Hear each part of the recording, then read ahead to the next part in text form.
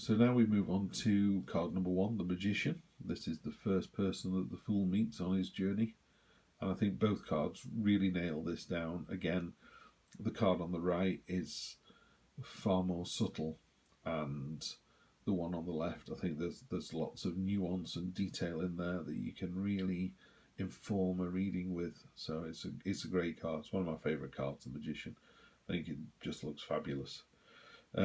So you've got the Magician stood there in, he's in a rich garden filled with lilies and roses that are all growing beautifully. He's got he's wearing white robes to signify purity, red for, purpose and action. His belt is the symbol of eternity, and the symbol above his head stands for infinity. He points to the heavens and to the earth, and he's the link between the two, between spirit and matter. Those 4 objects, obviously they relate to the 4 elements, but the 4 suits, but also to the 4 elements: fire, water, air and earth. And, he kind of stands for either a mentor, someone who can come into your life and be very, very helpful, or it stands for you yourself, having all the tools at your disposal, and all the power that you actually need. So I think in a sort of traditional Fool's journey, he acts as an unseen guide, every now and again going, you've got this, you've got all the tools at your disposal.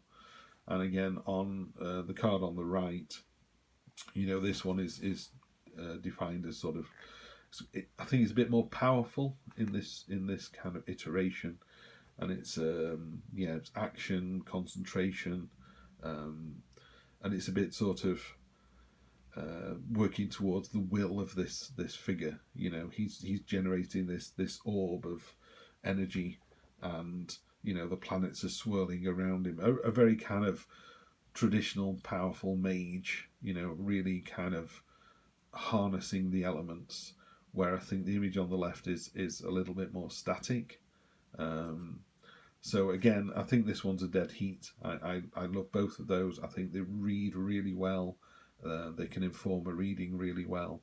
Again, the card on the right, the elements are in there, so there are swords and wands and cups and pentacles on there. They're sort of hidden in the background a little bit, but they are there.